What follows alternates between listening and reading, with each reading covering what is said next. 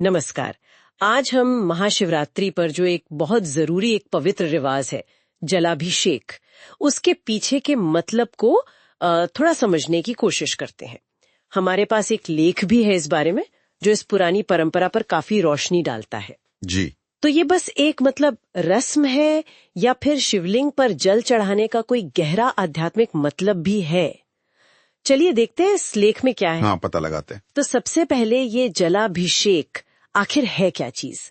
लेख तो यही कहता है कि ये भगवान शिव का जो रूप है, शिवलिंग, उस पर जल चढ़ाने की एक क्रिया है। और महाशिवरात्रि पर तो खैर लाखों लोग करते हैं पूरी श्रद्धा से। बिल्कुल सही। और ये सिर्फ पानी चढ़ाना नहीं है, इसके पीछे कई कारण हैं, गहरे कारण। पहला तो बड़ा सीधा है, शुद्धि। पानी को, जल को तो हमेशा से ही पवित्र माना गया है ना। हाँ, वो तो है। तो शिवलिंग पर जल चढ़ाना एक तरह से अपने पाप धोने, अपनी आत्मा को साफ करने जैसा है, एक प्रतीक है शुद्धि का। अच्छा, तो ये हो गया शुद्धिकरण। लेकिन शिवजी के एक और रूप का भी जिक्र है शायद लेख में, थोड़े उग्र वाले रूप का। हाँ हाँ, बिल्कुल। भगवान शिव का एक रूप रुद्र भी है और उन्हें काफी उग्र माना जाता है।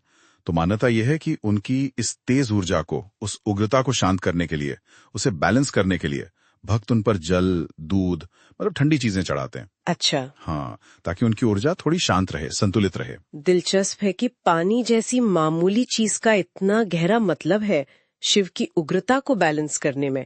पर बात यही खत्म नहीं होती है ना, इसका कनेक्शन तो वो समुद्र मंथन से भी जुड़ता है। आपने बिल्कुल सही पॉइंट पकड़ा। वो कहानी है ना, जब समुद्र मंथन हुआ था और हलाहल विष निकला था। हाँ हाँ, भयंकर विष। जी। तो दुनिया को बचाने के लिए शिवजी ने वो पी लिया, अपने गले में रोक लिया। अब उस जहर की गर्मी से, उसके ताप से उनका शरीर जलने लगा, कहते हैं।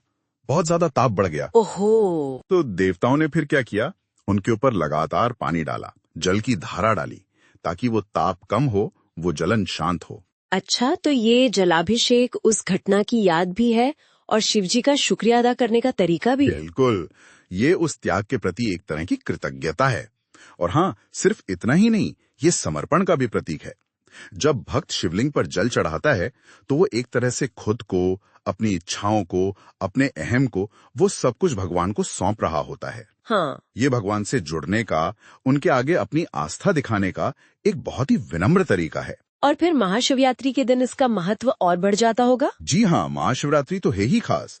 माना जाता है कि इसी रात भगवान शिव और माँ पार्वती का विवाह हुआ था। और कुछ लोग ये भी मानते हैं कि शिवजी ने अपना दिव्य तांडव नृत्य, जो सृष्टि की लय का प्रतीक है, वो भी इसी रात किया था। अच्छा। तो इस बेहद खास रात में भक्त लोग शांति, खुशहाली और मोक्ष के लिए प्रार्थना करते हैं। और जलाभिषेक उसका एक बहुत जरूरी हिस्सा है। लेख में मैंने देखा जल के अलावा भी कुछ और चीजें बताई गई हैं जो चढ़ाई जाती हैं। हाँ, कई चीजें हैं और सबका अपना एक मतलब है। जैसे दूध चढ़ाते हैं पवित्रता के लिए, पुण्य के लिए। शहद चढ़ाते हैं ताकि जीवन में मिठास बनी रहे, वाणी मीठी हो। दही है सेहत के लिए। घी चढ़ाते हैं शक्ति के लिए, ताकत के लिए। चीनी है सुख और संतुष्टि के लिए। और हाँ, बेलपत्र तो बहुत खास है, वो शिवजी को बहुत पसंद है। हाँ, बेलपत्र का तो मैंने भी सुना है। जी, कहते हैं वो शिवजी की ऊर्जा को ठंडा रखते हैं। उन्हें त्रिनेत्र का प्रतीक भी मानते हैं कई लोग। तो अगर इन सब चीजों को जोड़कर देखें तो ये जलाभिषेक कोई मामूली पूजा विधि तो बिल्कुल नहीं है। नहीं, बिल्कुल नहीं। और सबसे गहरी बात शायद ये है कि ये सिर्फ बाहर का काम नहीं है, ये एक अंदरूनी प्रक्रिया का इशारा है।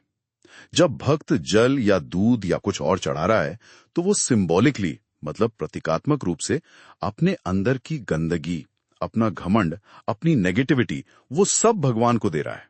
अच्छा। हाँ, उनसे छुटकारा पाने की प्रार्थना कर रहा है। ये एक तरह का स्पिरिचुअल क्लीनिंग है, आध्यात्मिक शुद्धिकरण। तो अगर हम संक्षेप में कहें तो जलाभिषेक शुद्धि के लिए है, शिवजी की उग्रता को शांत करने के लिए है, समुद्र मंथन वाले त्याग को याद करने और शुक्रिया अदा करने के लिए है, भगवान के आगे समर्पण के लिए है, और महाशिवरात्रि पर खास आशीर्वाद पाने का भी एक तरीका है। बिल्कुल सही, आपने एकदम सही सार बताया। और यहाँ एक सवाल ये भी उठता है, सोचने वाली बात है, कि जैसे शिवजी ने दुनिया के लिए विष पी लिया और भक्त जल से उस ताप को शांत करने की कोशिश करते हैं, क्या हम भी अपने जीवन में जो नेगेटिविटी है, जो मुश्किल हालात हैं, जो बुरे ख्याल हैं, क्या उन्हें प्रतीकात्मक रूप से अर्पित कर सकते हैं? उन्हें छोड़ने या उन्हें किसी पॉजिटिव चीज में बदलने की कोशिश कर सकते हैं, ये सोच आज के जमाने में भी काम आ सकती है ना? वाकई, ये तो सोचने वाली बात है। बहुत गहरा विचार है। इसी विचार के साथ आज की ये चर्चा यहीं समाप्त करते हैं।